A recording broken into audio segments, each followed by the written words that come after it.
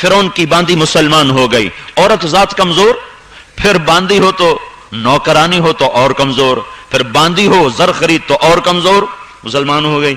ईमान कहां छुपता है? ये चीज ही ऐसी है, पैसा आए तो छुपता है, ऐसे जब ईमान आता है तो छुपता नहीं, उछलता है। फिरौन को पता चलेगा ये तो मुसलमान हो गई, तो उसने उसको बुलवाया, कहा तू मूसा के रब पे ईमान ले आई? कहा जी। कहा अच्छा तेरा इंतजाम करता हूं, कड़ा लाया जाए, तेल डाल दिया जाए, आग जलाई जाए।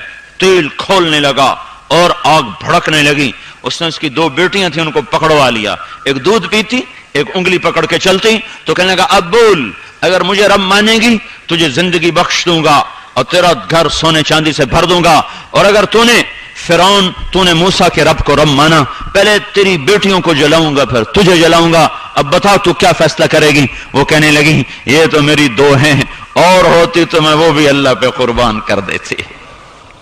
फक़्व मा अंत क़ाज़, कर जो तुझे करना है, कर कर कर, यही तो इम्तिहान है, यही तो इम्तिहान है। उन्हें बड़ी बच्ची को घसीटा, उसकी हाय निकली, चूंकि उसको तो पता था मैं कहां जा रही, उसने अम्मा अम्मा कहा, अम्मा अम्मा कहा। आए हाय, मेरा अल्लाह भी अपनी मोहब्बत को मां से तशबीह दे के बताता है, बाप से तशबीह नहीं देता कि मैं मां से ज्यादा तुमसे प्यार करता हूं। उस मां को सोचो जिसके आगे उसकी बेटी आग में जा रही हो और उसका एक बोल उससे बचा सकता हो, और वो सबर की तस्वीर बन के खड़ी हुई, पूरी दुनिया की माओं को लरजा रही हो, और पूरी दुनिया के बापों को जाके वो बता रही हो कि यूं अल्लाह पर सौदे किए जाते हैं। उसको पकड़ा उसकी टांगों से, और जो सर जो दिया नीचे, आए हाय, जैसे पकौड़ा तलता है ऐसे बेटी तली गई मछली की तरह, बोटियां अलग हो गई, हड्डियां अलग हो गई। तो उन्हें मासूम बच्ची जो दूध पीने वाली गोद की, उसे खींचा, उसकी तो चूं भी ना निकली। उस बेचारी को तो पता भी नहीं था मुझ पे क्या सितम होने वाला है, उसको उसके सामने आग में डाल दिया। ओ मां तो मां थी, ये थोड़ा का पत्थर बन गई थी। उसका जो अंदर टूटा और जख्मी हुआ, और रूह ने फरियाद की, आंख का आंसू खुश्क और अंदर की आंख की फरियाद, तो अल्लाह ताला ने उसकी आंखों से पर्दा हटा दिया, और मां ने अपनी बेटी की रूहों को निकलते देखा। कह रही अम्मा सबर करो, अभी इकट्ठे हो जाएंगे, अभी इकट्ठे हो जाएंगे। जब उन्हें बांदी को पकड़ा तो कहने लगी फिरौन मेरी एक ख्वाहिश पूरी करोगे? कहने लगा क्या? कहा जब मुझे जला दो तो मेरी हड्डियों को मेरी बेटियों की हड्डियों के साथ दफन करना, मुझे अपनी बेटियों से जुदा ना करना। कहां पूरी कर दी जाएगी। वो कूद गई, जल गई, सारी दुनिया की औरतों को पैगाम दे गई कि अल्लाह पर यूं मरा जाता है और यूं अल्लाह के हुक्मों को सींचा जाता है, अपने खून के साथ और अपनी हड्डियों की खाद बना के और खून का पानी लगा के जिस बाग को आबियारी को सरसब्ज किया गया हो। मेरे भाइयों हाय हाय, मैं क्या करूं, मैं क्या बताऊं। जब मुसलमान ही शराब बेच रहा हो और मुसलमान ही शराब पी रहा हो, नाचने वाली भी मुसलमान हो और देखने वाले भी मुसलमान हो, गाने वाले भी मुसलमान हो और सुनने वाले भी मुसलमान हो, कातिल भी मुसलमान हो और जानी भी मुसलमान हो, तो मैं किसको जाके फरियाद करूं और किसको जाके समझाऊं और किसके आगे अपना दुखड़ा बयान करूं? जब घर को घर का मालिक ही आग लगा दे, जब चमन को माली ही आग लगा दे, जब जमींदार खुद अपने खलियान को आग लगा दे, तो मेरे भाइयों किसके आगे जाके गिला किया जाए? तीनों मां बेटियां जल गई, उन्हें हड्डियां उठा के दफन की। 2000 साल के बाद हमारे नबी पाक सल्लल्लाहु अलैहि वसल्लम को मेराज हासिल हुआ और आप बैतुल मक़दस से ऊपर उठे अल्लाह की तरफ, तो आपको नीचे से जन्नत की खुशबू आई। आपने पूछा जिब्रील ये खुशबू कहां से आ रही है? कहा या रसूल अल्लाह, फिरौन की बांदी अपनी बेटियों समेत अल्लाह पे कुर्बान हुई थी, जहां उनकी हड्डियों को दफन किया गया है उस मट्टी से ये खुशबू आज तक आ रही है। मेरे भाइयों, हम तुम्हें कोई नया पैगाम तो नहीं सुनाने आए, तुम्हें तुम्हारी अपनी बात याद दिलाने आए। ये तो सादात हैं, हम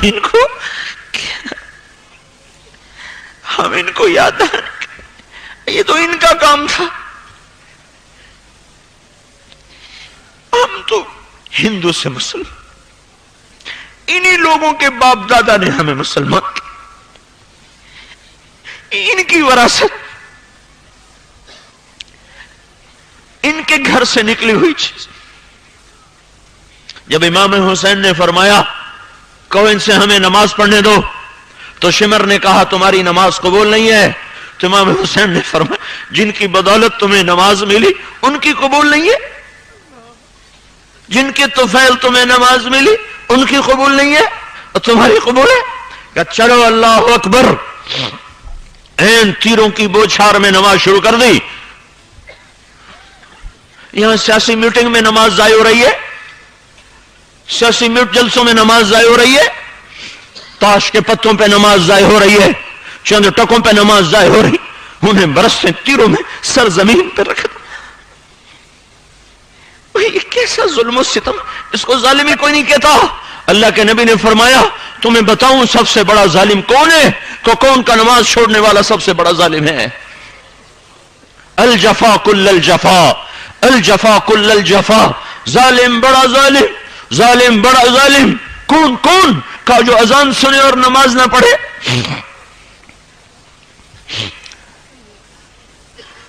میرے بھائیو ہم کوئی اپنا نغمہ لے کر نہیں آئے، ہم اپنا پیغام کیا لے کر آئے؟ میں تمہیں اللہ اس کے رسول کو سنا رہا ہوں. ان کے گھر کی بات انہیں یاد دلا رہا ہوں، ان کے گھر کا نغمہ ان کے سامنے گا رہا ہوں. جو ان کی اصل وراثت تھی، کیا ناظمی، کیا ایم پی ہے، کیا ایم این ہے، یہ کوئی چیزیں ہیں فخر کی، یہ جھنڈے والی گاڑیاں، یہ کوئی عزت کا مقام ہے. جب یہ منظر دیکھا فرعون کی بیوی حضرت آسیہ نے تو ان کے دل میں ٹھک گئی یہ بات کہ کوئی ماں اتنی بڑی قربانی حق کے بغیر نہیں دے سکتی. آسیہ نے کلمہ پڑھ لیا، وَلَا يَحِيقُ الْمَكْرُ السَّيِّئُ إِلَّا بِأَهْلِهِ، الٹ کے تدبیر جا پڑی، اپنی بیوی مسلمان ہو گئی. فرعون حیران پریشان، ارے تو نے کیا کیا؟ کہ میں ایمان لائی، اس باندی کی قربانی نے مجھے سمجھا دیا ہے. میں ماں تو نہیں ہوں، بے اولاد تھی، پر مجھے پتا ہے ممتا کیا ہوتی ہے. کوئی ماں اپنی اولاد کو قربان نہیں کر سکتی حق کے بغیر. یہ حق ہے، موسیٰ کا رب حق ہے، ہارون کا رب حق ہے. میں ایمان لائی. فرعون نے سمجھایا بجھایا، نہیں ماں مانی، قید میں ڈالا، نہیں مانی. عشق کو جتنا آگ لگے اتنا بھڑکتا ہے، جتنا آگ لگے اتنا بھڑکتا ہے، جتنا سختی آئے اتنا اچھلتا ہے.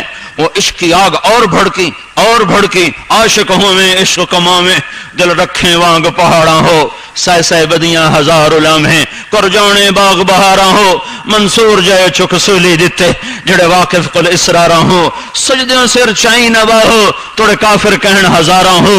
یہ تو راہ عشق ہے، اسی طرح طے ہوتی ہے. آہ نہ کر لبوں کو سی، عشق ہے دل لگی نہیں. سینے پہ تیر کھائے جا، آگے قدم بڑھائے جا، یعنی زبان حال سے کہہ دے کہ ہاں ستائے جا. فرعون کی بیوی نے کہا اڑا دے، کیا کرے گا؟ کر کر. کوڑے لگے، ایمان اور بڑھا. بھوکا رکھا، ایمان اور بڑھا. جب عاجز ہوا کہنے لگا سولی پہ لٹکا دو، سولی پہ لٹکا دو. سولی پہ لے جایا جا رہا. جن ہاتھوں نے کبھی تنکا نہ ٹیڑھا کیا، آج اللہ کی محبت میں ان ہاتھوں میں کیل گڑ گئے. جو پاؤں مخمل کے بغیر کبھی چلے نہ تھے، آج ان پاؤں میں کیل گڑ گئے. لکڑی کو سیدھا کھڑا کیا گیا، وہ یوں ہاتھ دیکھ رہے ہو، ایسے ہاتھ کیل گڑے ہوئے اور پاؤں لٹکے ہوئے. انہوں نے اس وقت اپنے رب کو آسمان کی طرف دیکھا کہ رب ابن لی عندک بیتا فی الجنہ ونجنی من فرعون وعملہ ونجنی من القوم الظالمین. میرے رب کو یہ قربانی ایسی پسند آئی کہ اس نے تاریخ کا نہیں قرآن کا حصہ بنایا. فرعون کی بیوی نے جب چڑھی سولی پر کہے میرے رب میں عورت ذات کمزور، مجھ سے یہ دکھ نہیں سہا جائے گا، میری جان نکال لے اور اپنے پاس مجھے گھر بنا کے دے دے، مجھے اپنا پڑوس دے دے، مجھے جنت دے دے، مجھے فرعون سے نجات دے دے. اللہ تعالیٰ کی رحمت کو جوش آیا، ساتوں آسمان کے پردے اٹھ گئے اور جنت الفردوس تک کو آشکارا کر دیا گیا. اور حضرت آسیہ نے سولی پر لٹ کے جنت میں اپنا گھر جو دیکھا، ساتھ ہی جان نکل گئی. اور اللہ نے اس قربانی کو ایسا پسند کیا، قرآن کا حصہ بنایا. وَضَرَبَ اللَّهُ مَثَلًا لِلَّذِينَ آمَنُوا امْرَأَتَ فِرْعَوْنَ ضَرَبَ اللَّهُ مَثَلًا ضرب اللہ مثلا.